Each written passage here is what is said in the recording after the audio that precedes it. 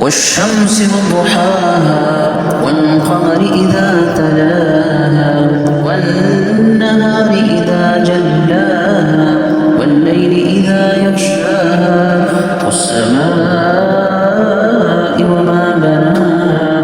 والأرض وما طحاها ونفس وما سواها فألهمها فجورها وتقواها قد أفلح من زكاها وقد خاب من دساها كذبت ثمود بطغواها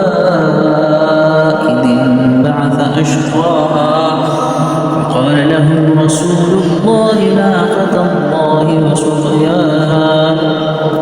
فكذبوه فعقروها فدمدم عليهم ربهم